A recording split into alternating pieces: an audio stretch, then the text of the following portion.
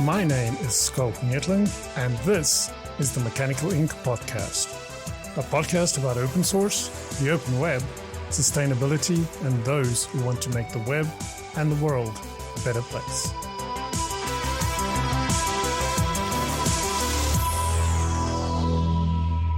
Hey, Deepak, welcome to the Mechanical Ink podcast.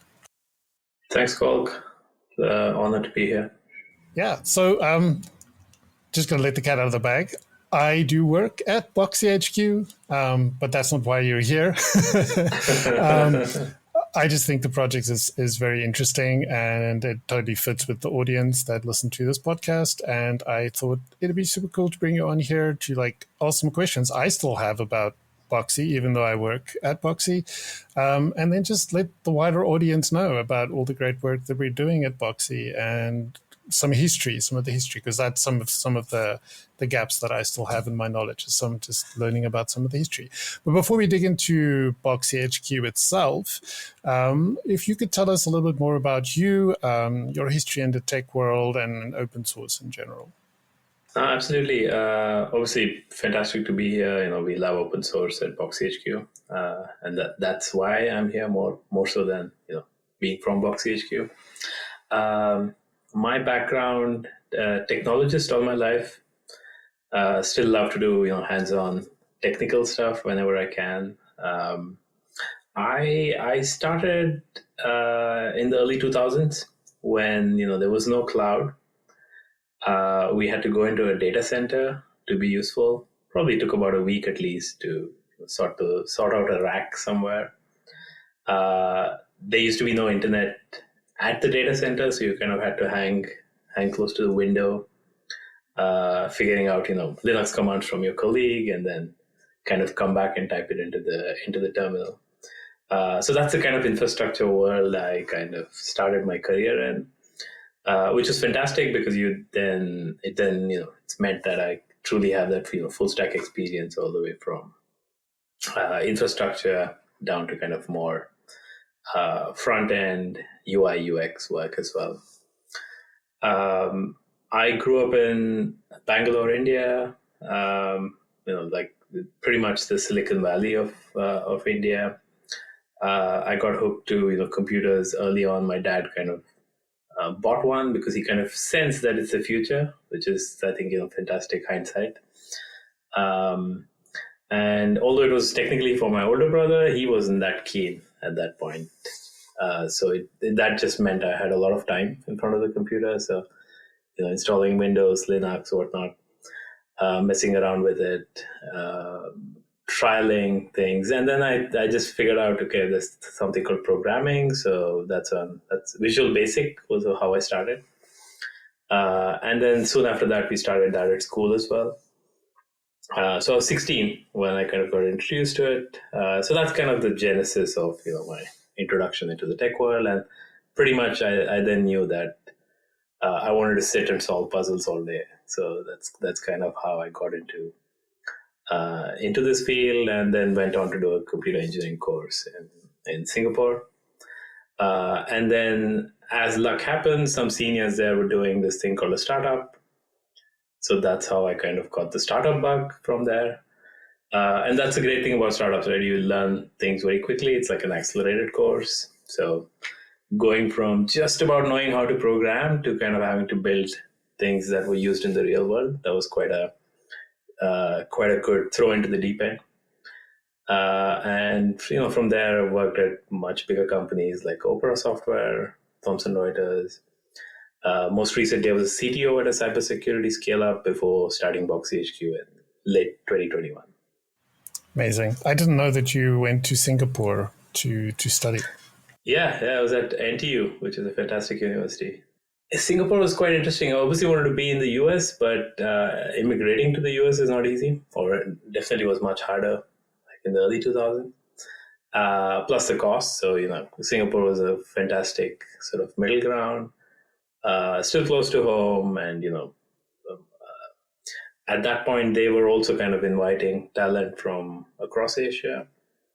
And from an infrastructure perspective, they're pretty close to Western world. So, being in Asia is kind of the gateway into most of the Asian countries. So that's how I kind of ended up there, purely by accident. But I absolutely loved the experience there. The only thing back then was I mean, I always wanted to work in product, but back then everything was kind of more. It's changed a lot now, both in India and in Singapore.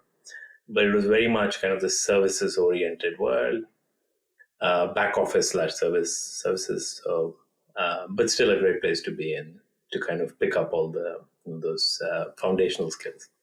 Yeah. So why BoxyHQ? What made you start Boxy? What was the catalyst that told you like this is the thing I want to do next? So my career has been about taking prototypes and kind of scaling that up. I've done this multiple times, and what generally happens from taking something that works to or proves that something works to something that much larger companies want to use. And I've always been in the B2B space, dabbled a bit with B2C, but B2C is kind of where my interest is. And what that means is, you kind of have to go through a whole bunch of additional layers of, additional protection in order to make your product more secure. And that's kind of what I've done throughout my career, taking a prototype that works and kind of saying, okay, we can actually go up market now. And most recently as a CTO at Redsift, a cybersecurity scale up here in London. That meant, all of that responsibility was under my engineering team. And I realized that, from the time you start thinking about it to building it to kind of maintaining it and then supporting your customers on this, we were spending a lot of time on, truly undifferentiated features, not core to the product. You need it to make the sale, but, and of course it's used, but it's not foundational to your core product. So then that's what got me thinking about, and we were spending a lot of time on this, right? Not just building, maintaining, but also then supporting, because you kind of just have enough time to make it work, but never enough time to truly make it work well. And those things change over time as well, right? So the requirements are not quite obvious in the beginning, and as you kind of get a bit more sense and maturity around the requirements, then things change. So that was kind of the catalyst to, that got me thinking, me and my co-founder, why isn't there a better solution to this? Do we have to build this internally? Can this be outsourced? So that was kind of the genesis. Why isn't there a Stripe-like approach to solving this problem? And the interesting thing was a lot of it ties back into security, because that's why you kind of have to do these things. And that's not an easy thing to do, especially for developers who are kind of more focused on business logic, getting the core product to work, thinking about scaling there, and thinking about more competitive, enterprise features, so to speak. So that was, the genesis of BoxyHQ and why we exist today. So you said in the beginning that you're here more because of open source than just the fact that you're from BoxyHQ, which is very true. Open source is core to BoxyHQ. Like pretty much everything we do is on GitHub, available for anybody to contribute to use, to self-host. We'll talk about some of the different options, different ways you can choose to deploy Boxy. But why did you, I mean, maybe it's a silly question, but why did you think that this was the way to go? Why is open source and community so important? And then moreover, why did you decide, seeing that this is a business, why did you decide to go with the Apache 2 license as opposed to some of the others that companies tend to pick these days, like the business source license from HashiCorp, that kind of thing? Yeah. So, I mean, in a nutshell, BoxyHQ, we give you building blocks for what is known as enterprise readiness. That is, you're a product that wants to sell into the enterprise and have to go through a bunch of their checklist features. like enterprise single sign-on, which is about logging into your web application on the back of identity providers like Okta, Azure, and there's a bunch of the 20 odd providers who provide this service. Sometimes bespoke solutions as well. There are a lot of open source tools that are picked up and used as single sign-on solutions. So we help connect with all of those systems. Directory sync, complementary to that, helps you provision, deprovision users, especially for larger companies where you're onboarding, let's say, 80 people across your product, as an example. Audit logs, which is about providing security logs for your product. Crucial events that happen typically on the back of having to have compliance around certain things like access logs. Knowing that if something were to go wrong, you can go back in history and look at what exactly happened. And then we're also deeply thinking about privacy, data regulations. So we're building a privacy vault that gives you the building blocks to kind of safeguard sensitive data as you scale up. So given that's the kind of landscape we're in, very close to infrastructure. So when we started thinking about this problem deeply, we truly thought about, and I had gone through kind of this problem multiple times. And the first thing you do is go out there and see if there's anything you can pick up and use. So that way, open source is one of the ways that, easy ways that developers like to evaluate products. Because they don't have to speak to anyone. There's no pushy sales messages going on. You can just truly go and see if it works. Once you've kind of made that decision, then you can come back and think about the other things on top. So that was kind of the motivation to make this open source. We were very close to infrastructure. We knew how developers and sort of technical decision makers think about this. Open source is typically a very common way for them to go out and evaluate this and think about the whole build versus buy paradigm. Should I be building this internally, or is this undifferentiated enough that I can go out and pick up something and then tune it to what I need, right? So that was basically our motivation around this, to make it truly open source, infrastructure-wise. And then, we think about a lot of the application layers, but that usually sits on top of the infrastructure pieces we provide. So that was our thinking here. Open source is a way to be discovered. And then, the rest of everything else is kind of very standardized, right, in terms of what a SaaS company would build. We also have a SaaS solution. So that's the typical way, most open source companies kind of evolve. But I had one more key insight, which was kind of very important for me, which kind of led us down the open source path. I, of course, was very familiar with this. As I mentioned, I started with Red Hat, which, back in the days, going from Windows to Linux was not an easy path, right? But as a developer, it's very easy to jump that barrier. But the fact that, all of that was open source, everything was out there, you got it for free, effectively. You didn't have to pay a penny.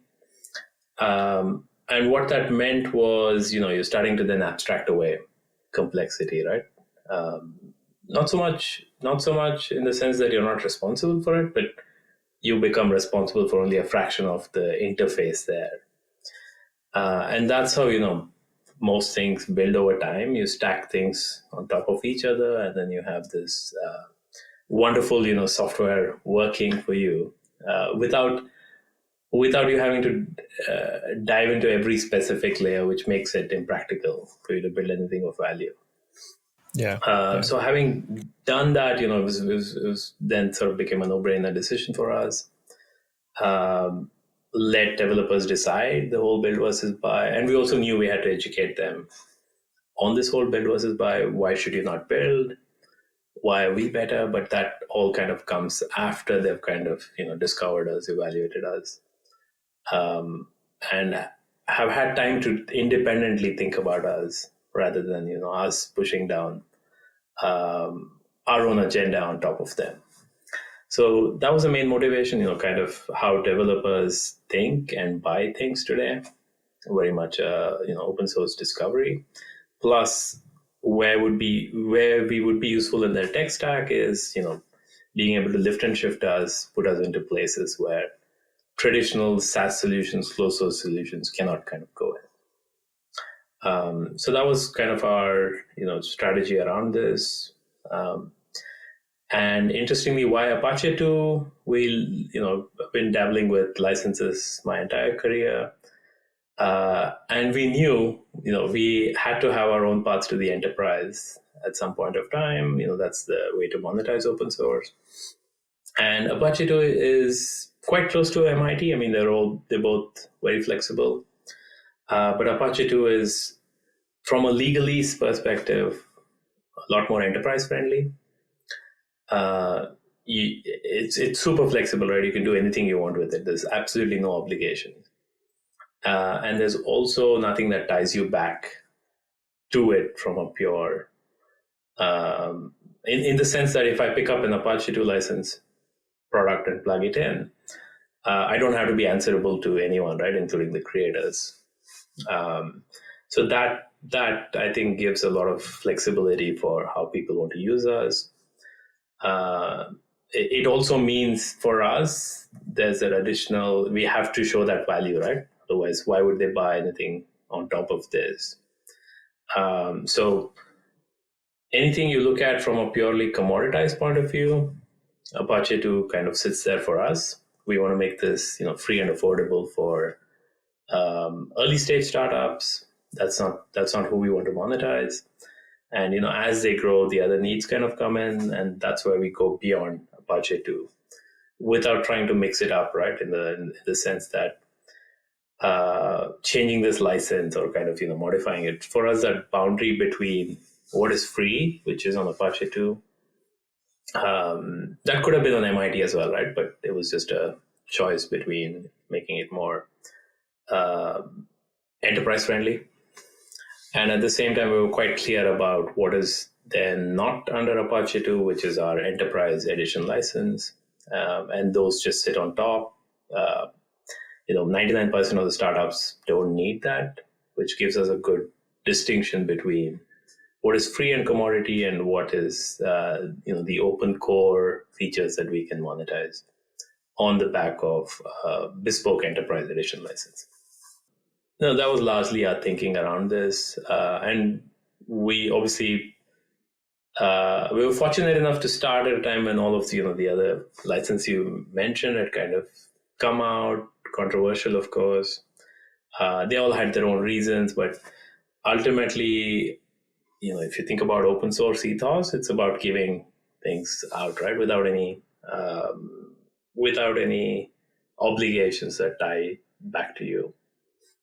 So that's where we wanted to start, and we didn't want to change that and kind of be open source but not really open source. You see a lot of that out there as well, but that was not kind of our strategy around this. Yeah, that's great. No, I mean, a lot of the LLMs, I think people have learned that there's this thing called open source friendly, which means it's not truly open source. It just walks the line very, very carefully. But it's so easy to spot because, I mean, the open source definition is pretty clear. It's not a convoluted document of 100 different things. It's like pretty much 10 things. And if you adhere to them, it's open source. If you don't, it's not. It's pretty simple. So, yeah. But it makes sense about Apache v. MIT, for example. Yeah, exactly. I mean, it's a very marginal differences between them, right? It's just that for a lot of the larger companies who've kind of gone through the whole thing and have legal counsel inside that looks at this, Apache 2 is definitely more friendly for them. In terms of adoption, in fact, they all have checklists, right, that developers kind of have to go through to even use something, even though that's free and open source. So it definitely helps there, shows them that we're that the open source product, if they truly wanted to use it on their own, they can. And what this effectively also means for us is, we've got to be, from a pure monetization perspective, that value creation has to be from our side, right? Ultimately, the burden is on us, right? That's the way it should be. And of course, there's always this fine line between, as an open source company, are you giving away too much for free? Where are the levers where you kind of go from being free to being to that commercial journey, right? When does someone have to pay for you? So for us, that those boundaries have become more clear as we progress, and that's why we said the foundation has to be Apache 2, and then anything on top we can start to separate them out. And again, when people self-host us, it's all controlled by feature flags, which is all off by default. So they're not violating anything even though some of the code might be, and that's what we've separated out, right, as the enterprise edition. But just self-hosting it is not in violation of anything. It's only when they turn on the feature, and anyway, to turn on the feature, they have to talk to us. So at that point, we know, how to guide them. Yeah, perfect. No, that makes a lot of sense. I think one of the questions that I've been asked since I talked to some of my friends and stuff and said I'm joining Boxy, and they had a look at the website and they were like, but wait a minute, is it like Okta? And I'm like, no, kind of, but not really. And it's like, so then why would I use Boxy and not Auth0? And I was like, okay, let me explain. But I'm not going to explain. I'm going to ask you, so why not Auth0 or Okta? Like, how is BoxyHQ different? And if you think about like somebody maybe like you mentioned, like an early stage startup that's starting to scale, they found some product market fit, and they're now looking at enterprise, or enterprise is starting to look at them. Where in this whole cycle does Boxy step in, and how is it different, or how does it play nicely with Auth0, Okta, all of those folks? Yeah, no, it's definitely very confusing, especially the term single sign-on, because it means a bunch of things. So if we start kind of just refining that a bit, so single sign-on effectively, fundamentally just means you get access to systems on the back of just one login that you have somewhere, right? In the old world, this used to be like your Windows, right? You got into a desktop, you had a Windows username, password, and that was pretty much. Then you had access to all the software you had, but that was all pre-installed, or you could install it on your desktop. Now that everything's sitting in, on the web, in the cloud, it just means you end up creating multiple identities, multiple accounts in places, which is fine as a user, but if you think about an IT admin or the compliance team within an enterprise, major pain for them, right? The whole SaaS sprawl. Not an easy task for them, extremely tedious to even know what they call a shadow IT, right? So single sign-on from a pure, let's say, identity provider perspective is that typically enterprises will have some kind of a single identity provider they use. Okta is an example. So Okta is what you would classify as a SSO provider. So they give you all the tools that you need to create user accounts for your employees, provision them with the right set of permissions, and then kind of give them access to various systems. So that's not what we do. We are not an identity provider by any means. We sit on the other side, which is known as the service provider. And what the service provider effectively does is the one providing a service, in this case, a SaaS application or a web application. And then we help bridge the two, right? If you're building, let's say, a CRM, and you've now taken off, you kind of, CRM.com now wants to be used by a large enterprise. They say, I need single sign-on. So CRM.com would now have to go and build out that scaffolding, that infrastructure into their product. So we are the alternative where instead of building all that on their own, they then use us and we bridge across to Okta or Azure Active Directory or Ping Identity, or in the open source world there's Keycloak, which is quite popular, or Shibboleth. So they all are what you would classify as the identity providers, and we become the proxy between the service provider and the identity provider. So we're helping CRM.com allow their enterprise customers to use Okta and then log into CRM.com.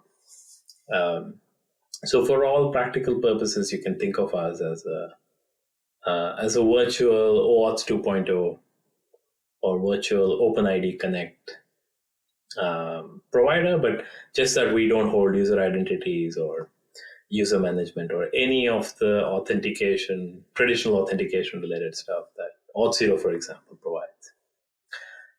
We're very much focused on just that niche, right? Enterprise single sign-on only. And of course, Auth0 also provides something like this, but they're crazy expensive.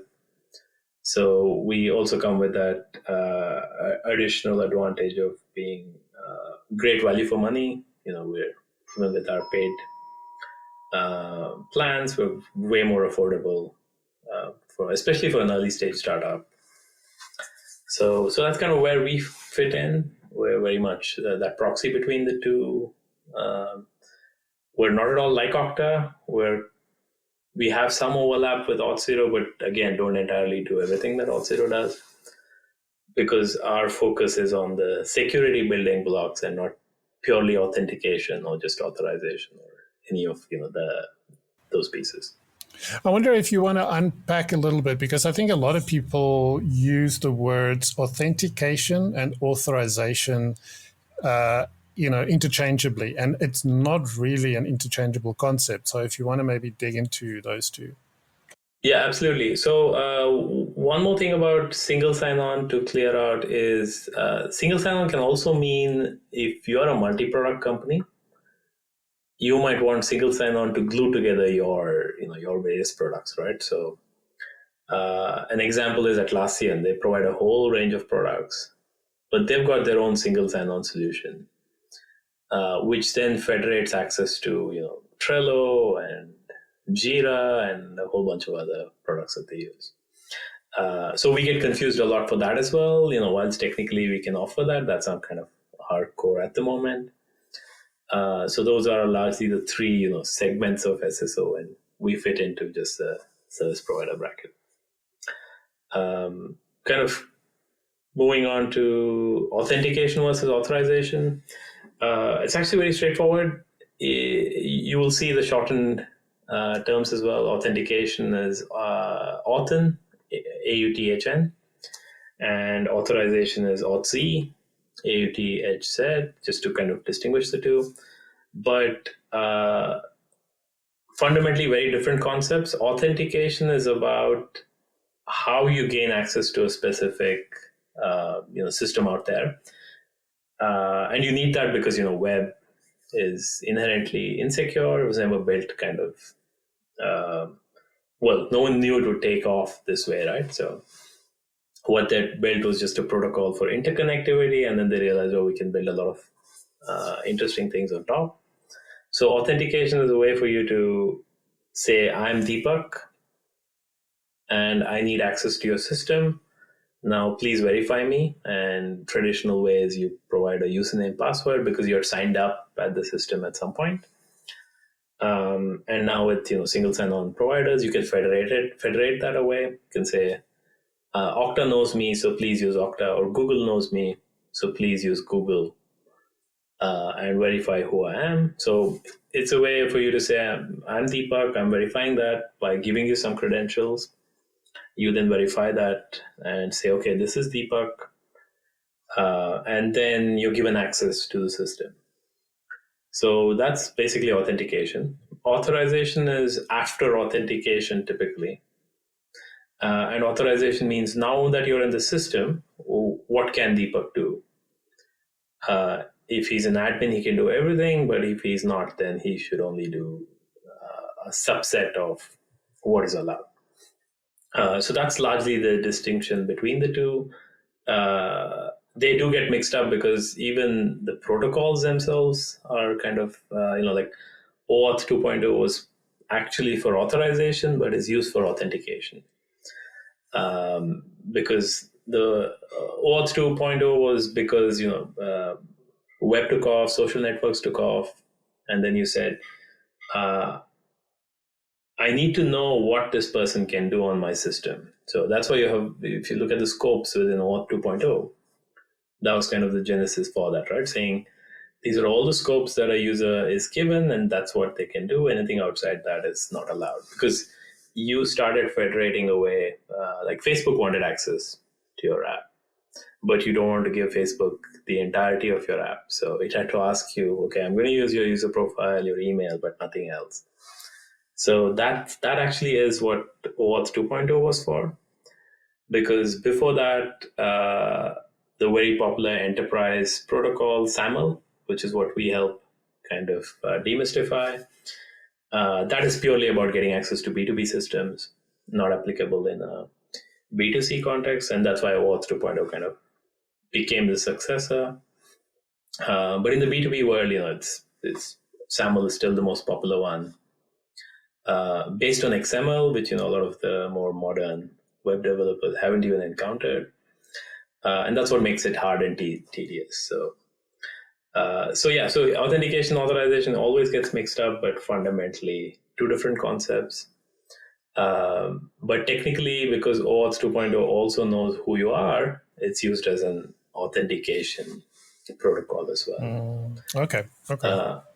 And actually, OpenID Connect is the successor of OAuth 2.0. It's built on OAuth 2.0 to give you that additional authentication mechanisms. But in many ways, OAuth 2.0 also does that. So when you log into Google today from another app, that's effectively usually using OAuth 2.0 protocol. Okay, cool. Yeah, that explains it very well. Thanks. So, and you mentioned SAML, and I was going to ask about that. So I think that is one of the value adds of Boxy, right? Is it takes that complexity away. Like you said, like exactly most people that has only joined the web development community in the last 10 years or so would be like, soap, that's something you use in the bathroom. What does that have to do with my computer? And, like XML, we don't use XML anymore, right? But with SAML, those things are still very relevant. Absolutely. So SAML was, it's all the evolution, right? You had Windows logins, and a protocol called Kerberos, which was basically a more secure way to give you logins to desktops, which could then be controlled at a central place like an IT admin. So ultimately, all these protocols are about giving control to an admin somewhere to better manage, both authentication and authorization. So that's kind of been the evolution. And when SAML started, XML was the most popular way to interchange data effectively. That's why you see HTML is kind of very XML based as well. That grew out of the XML world. And JSON is fairly new in terms of the timescale, because once JavaScript kind of came in, they realized that it's much easier way to exchange data than XML is horrendous when it comes to security as well. Not that JSON is any better, but it's fundamentally easier to understand. So for a lot of the more recent front end devs or full stack devs, they never have to deal with XML. So because SAML kind of was born out of that, it's based on XML. There's public key, private key exchanges that happen. That's quite tedious to understand and get right as well, because you want to verify that it truly came from Okta, the identity provider, and not somebody else trying to sit in the middle and spoof the request.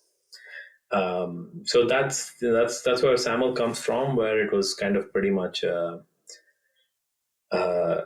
I'm logged in. Here's a SAML response that you get that contains everything you need around the fact that Deepak actually logged in, and if you are implementing this protocol, then you have to go and figure out how to deserialize that, do all the signature verification, and then find my profile in there and say, okay, now I'm certain that this is a legitimate login and I can use Deepak's profile. So that's the big ball of wax we simplify and demystify. We effectively have layered OAuth 2.0 and OpenID Connect on top of this. So we look and feel like OAuth 2.0 and OpenID Connect, and we'll translate underneath the right set of SAML primitives. So for a developer coming in, they don't have to dive deep into how exactly SAML and that world works.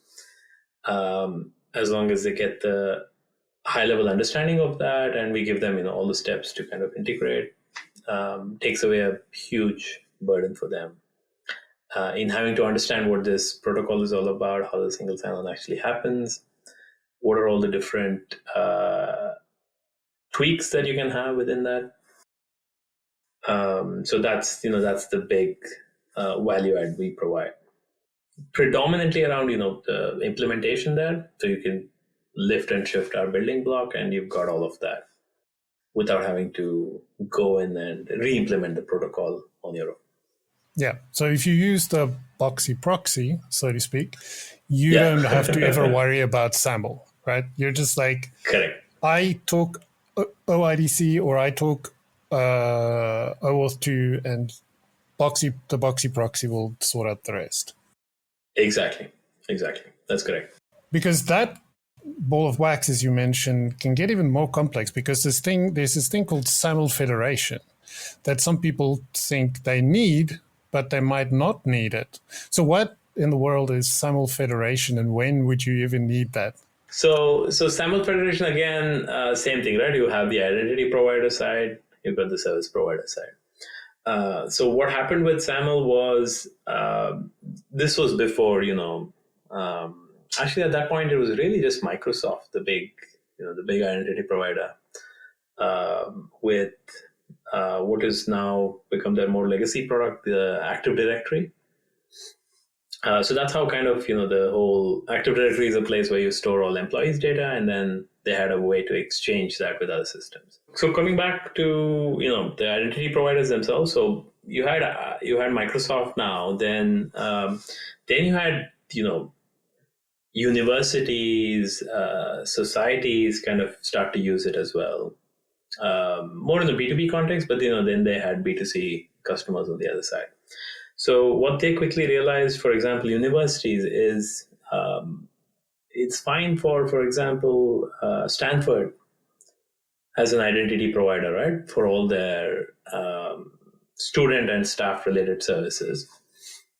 But why just that? You maybe had all the Ivy Leagues come together, and if you had an account in one, did you have to go and create another account with either an affiliated university or a bunch of alliance, so kind of like a consortium that you form. So that was the idea around SAML federation, that if you have identity in one of these identity providers, you can then exchange that within the SAML federation to then get access to, let's say, MIT, right? For example, Stanford to MIT. Let's say they decided to get together and put all their courses together.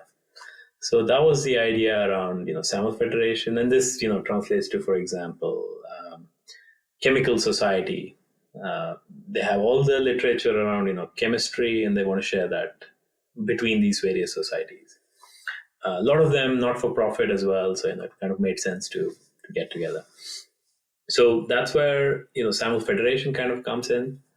Today, that's typically where the larger networks exist. You've got like the universities, you've got the various scientific societies, like the chemical society that I mentioned. So that's kind of what SAML federation is about. It's like an umbrella where multiple identity providers come together and look like one single unified provider. And you can have access to one of them and get access to everybody else on the back of the SAML federation.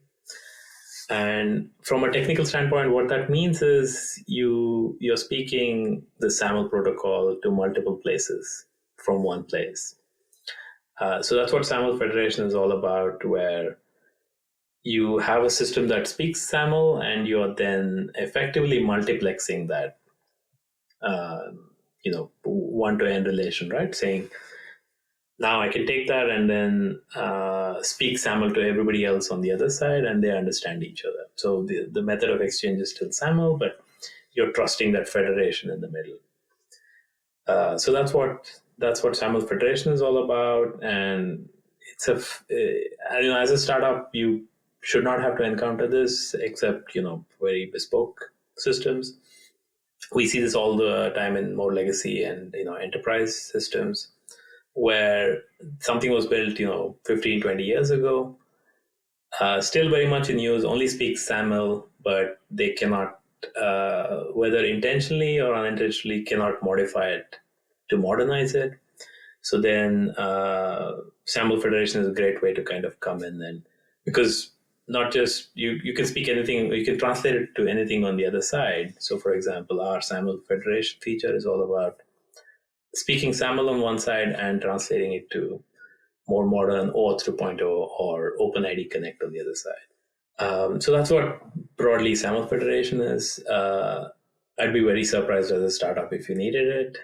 But as a scale up, as a enterprise, you probably have systems that you deal with,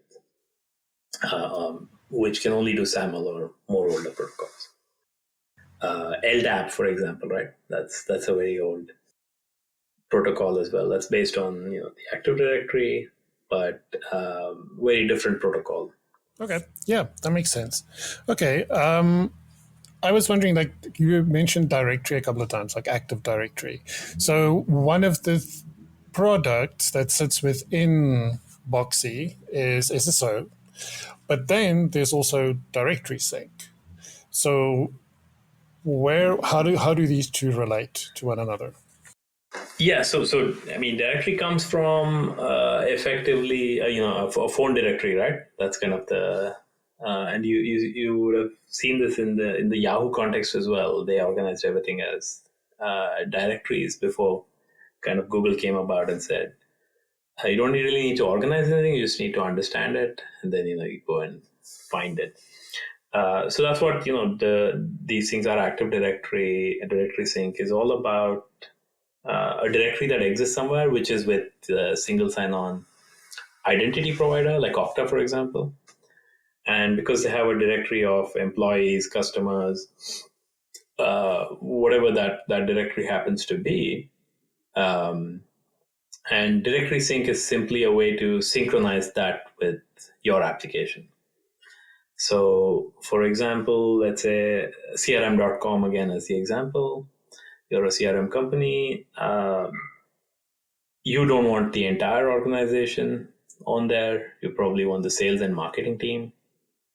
So directory sync is a way to say, okay, but now within sales and marketing, people come and go. You're a big company, so how do you better onboard them into your web applications, right? Into your vendors that you have. So directory sync is very complementary to single sign-on, where you get events that Deepak joined an organization and is part of the sales team, and you as crm.com can now decide, why don't I provision an account for Deepak, because he's very likely to get access and join. So that's what directory sync is all about. Again, there is permissions and access control on top, so you only get the data when the admin wants you to get it. So it's fully under the control of the enterprise. But that's what directory sync is all about: taking a directory copy somewhere that exists as point of truth, in this case Okta or Azure, and then kind of synchronizing some of the metadata there and saying, okay, now I know Deepak has joined, I can pre-provision or allow, at the same time, deprovisioning as well, right? If Deepak leaves, you don't want to leave it behind, so then you can have your process around what to do when somebody leaves the organization. and what should happen to all their access and data on a third-party system. So that's fundamentally what directory sync is at a high level. Okay, yeah. So talking about that, so now the product as it is today, like if I look at the SaaS one, for example, you've got your SSO, you've got directory sync, you've got these magic links, but then you've also got audit logs to some extent. I think that is known on GitHub as retraced. Now, there's also a package on NPM published called Jackson. So this is a lot of different ways you can consume all of these different services. So now you could use the NPM package. You could self-host the entire thing, which then also includes an admin portal. Or you could come to Boxy and say, you know what, you just deal with all of this, and I'm just going to pay you per month for this SaaS product that you offer. So this is a lot. So I don't want you to necessarily dig into all the nitty-gritty details of all of this, but what is the key differentiating features or aspects from if you start with the NPM package, you go to self-host, and then you go to SaaS? Yeah, so all these are just different flavors to allow flexibility of deployment, right? Including SaaS, right? Which is basically we manage everything. It's just very simply sign up for an account, get an API key, and you're up and running. So it doesn't come with any of the operational complexity around self-hosting or anything like that. So that's, that was kind of we obviously built it as, our users and customers kind of wanted different ways to deploy this.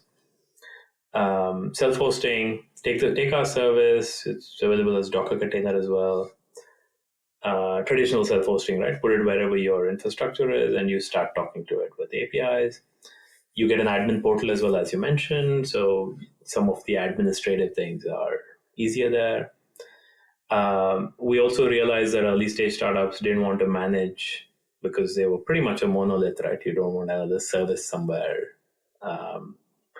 For them, we have a way to embed us if you're using JavaScript or TypeScript.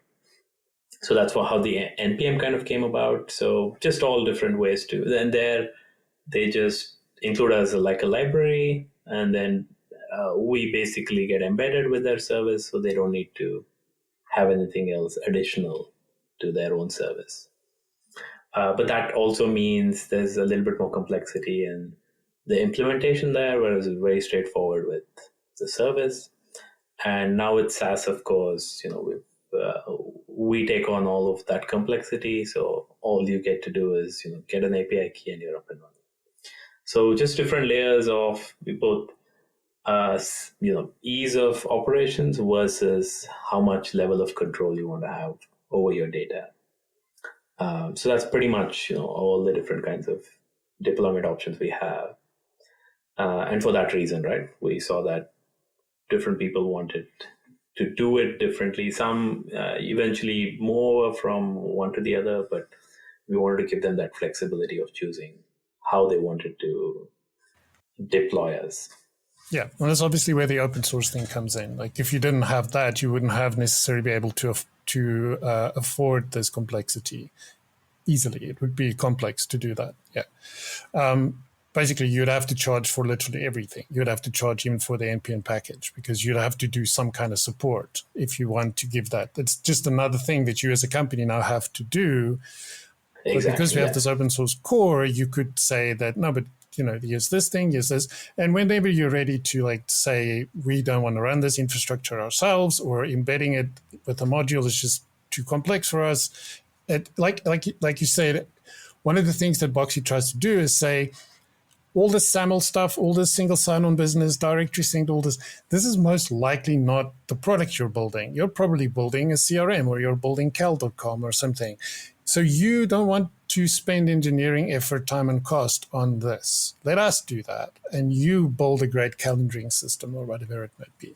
Exactly, and we use this all the time, right? I mean, I'm a big Woody Allen fan as well. Whatever works. So, we tell them that, hey, first this one is to see where you are and what's the quickest way for you to get onboarded with this. because a lot of them come to us saying, we need a pilot. We've got a pilot coming up, but we need single sign-on, right? So we don't want to complicate it further for them by saying this is the only way you can now integrate us. So we've had a lot of them come in, just embed the NPM, and then come back later and say, okay, now we're seeing more traction there. Now the admin portal makes a lot of sense, and then see if we can bridge them over, right? So that's how, and that's very intentional. We want them to make it work quickly, and then they have various options to kind of branch out to as they scale themselves. Yeah, awesome. So essentially, it helps somebody get to their MVP quicker as well by having these options. Exactly, that's correct. Yeah, they're enterprise MVP, right? So there's because they've kind of already have an MVP that they know works well, but now with the enterprise bells and whistles on top, they want to make sure. And again, we tell them, right? Don't spend too much time here. The key is to get that deal, make sure that works well for you, and then see if you can repeat that. So that's where all the other tooling will help them. But if they're at 1, then there's no need to optimize, right? As soon as they get to 10, then that's why we have all these setup links and additional things to ease out the operations around it. With the SaaS out there now, and like you mentioned, there's the privacy vault that's starting to take shape. Audit logs is something that's also very much starting to take shape. I mean, it's inside the SaaS product to some extent already. What's on the roadmap for Boxy in 2024, like around the SaaS product, but then also like privacy vault? How does this fit into it, and what is the problem that's trying to solve? So our entire sort of vision is around giving developers, and in the future security professionals, all the security building blocks they need to make their product more secure, right? So that's kind of pretty much the only thing we're focused on at the moment.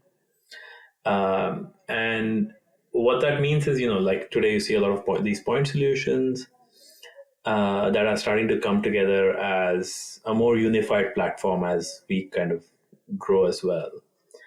And fundamentally, what it's all about is for us from a product roadmap is obviously get the point solutions to work well for them, and then start to see how they can get unified as one.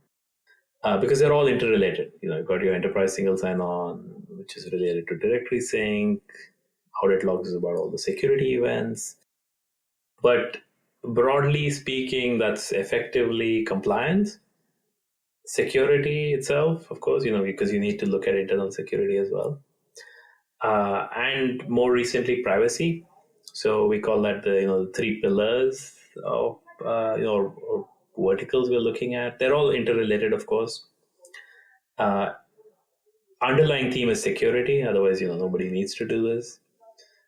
Compliance comes in because you're either in a regulatory world or have a compliance framework. And in the B2B world, most have to do this. That could be an ISO 27001 or SOC 2 or any of those sort of broad InfoSec compliance frameworks. And then privacy now, it's no longer, it's becoming table stakes, right? But still very hard to fully map out and understand what you need to do as a company, depending on your stage, and what actually goes into your product. So that's the bigger piece we're solving on the back of the privacy vault, which is fundamentally about you're building a product because you're collecting a lot of customer data and then utilizing that customer data in various ways. But at the same time, you want to make sure you safeguard it, you give it all the right attention. And that's what the vault is all about. How do you add those additional layers to secure it? If somebody were to hack you, and we always tell our prospects and customers, right? The mindset should be that you can truly never fully safeguard a system today. There's application errors, there's vulnerabilities in all the, your tech stack is quite complex today, right? Could be in the web framework, could be in the libraries you use underneath, could be in the infrastructure that you're hosted in. So there's different layers. There's always something that's going to happen. So your fundamental perspective needs to shift from how do I not get hacked to what happens if I were to get hacked, and how can I get more secure, assuming that somebody gets into my systems. So that's what all our products, the underlying theme is all about. Obviously, enterprises want a lot of this because it kind of ties back into compliance and security. But now privacy is just another angle to that, saying, okay, all this customer data, how are you supposed to responsibly handle it? What are the extra measures you need to take? And also gives you the compliance into that itself, right? Let's say you have to comply with GDPR. That gives you all the building blocks there. It gets audited, so you now have proof that you did everything. You got to do something called privacy by design. So our architecture kind of forces you to think about that and think about where data goes. So that's broadly the three topics we're dealing with, and ensuring that our product roadmap kind of aligns with solving problems in this space. So in that sense, the Privacy Vault is a new product that's coming out later.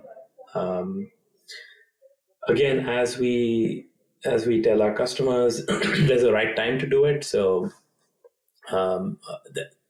that's the thing about security, right? Delicate balance between ideally everything needs to be done on day one, but practically it's just not possible. So we also talk a lot about MVSP, or minimum viable secure product, and there's a very good initiative, mvsp.org, from Google, Security Scorecard, and a bunch of very cool companies. We're part of that consortium as well, and that's this one, right, which is a very practical way to approach security. They're saying, we know you can't do everything, but you need to have a baseline in place and start from there.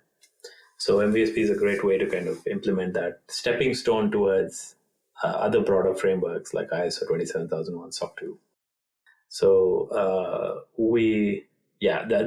that's something we're very passionate about as well, that initiative, because it's a good balance of when you need to do that, what you can put in place as a foundation, and then once you do, it's iterative, right? Like everything we build today, and that's the way it should be. You put that in place, and you start to iterate over it and see which aspects of that MVSP gives you a better value for your company, for your vertical, for your product, and then take it from there. And that's the way we're building our products as well. Seems quite open-ended, but actually when you come down to it, we've figured out solved a whole bunch of common problems that you would encounter. And then you can layer your logic on top of all of that.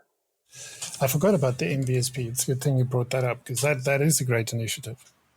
Absolutely. I think it's because it's obviously the way things work is you have to make something work before you put more resources into it. Then once you make it work, only then do you start thinking about, can I make it more secure? Actually, even before you make it more secure, you're saying, can I actually improve everything that I did? And then you kind of come to security, right? So, and this is kind of forcing that shift towards the left, which is as early as possible, but that will take some time, right?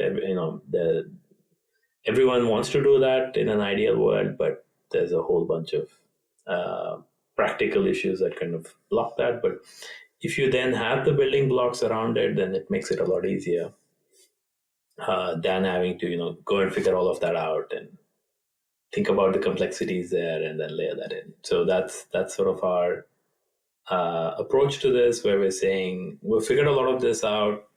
Most of it applies to you. So why don't you have a look at how to do that? Yeah, that makes a lot of sense. That's also a good point to pivot to the final things, which is how can people get involved with Boxy on the open source side, and then how can people find out more about Boxy, figure out if this is what they actually never knew they needed, and then how do we go from there? Yeah, absolutely. I mean, as I mentioned, we love open source, we love contributions. Um, we try and make it as easy as possible to kind of come in and be useful.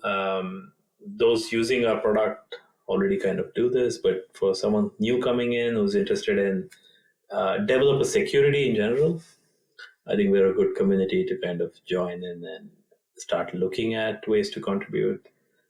We even have a very generic SaaS starter kit, which is kind of a very easy product to jump into if you want to contribute. It's all about giving the building blocks to start or seed a SaaS application.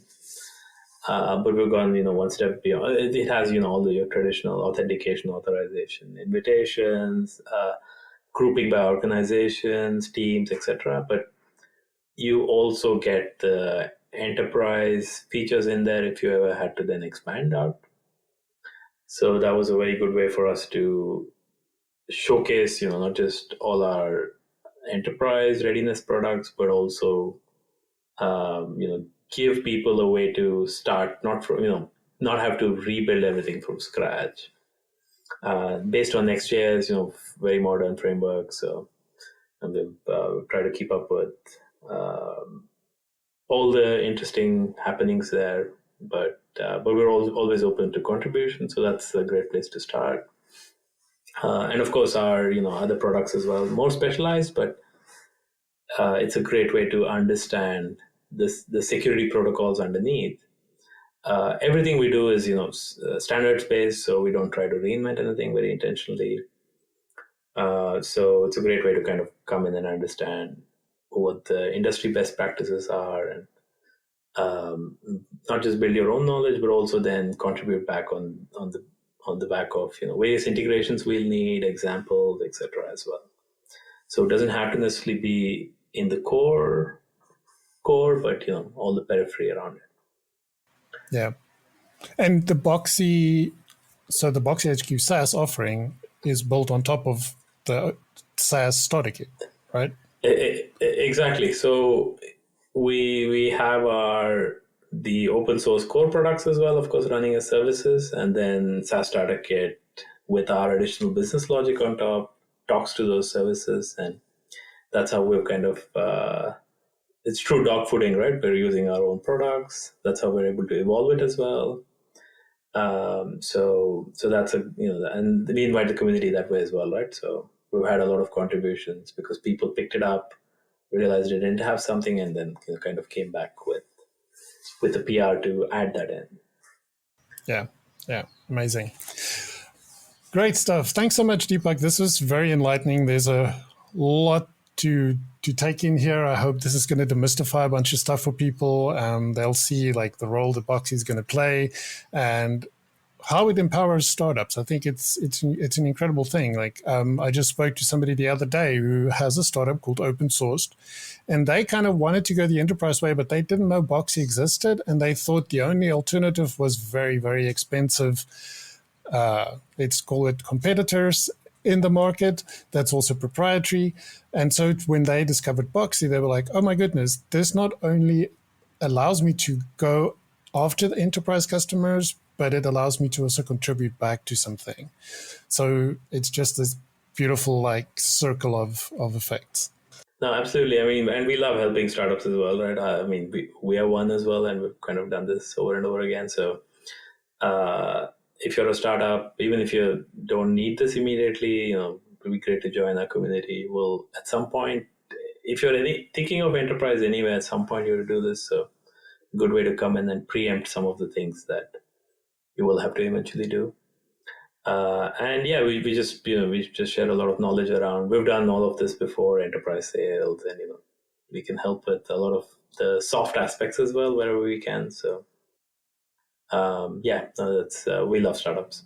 Amazing. Thanks so much, Deepak. It was great Thank speaking to you. you, and all of the best with Boxy. Same here. Pleasure. Thanks a lot. Bye. Thank you for listening to the Mechanical Inc. podcast. If you enjoyed this episode, share it with your friends. Leave us a review on Apple Podcasts and Spotify. Have something to add? Continue the conversation on GitHub and join the community on Slack. Until the next one, keep all the things open.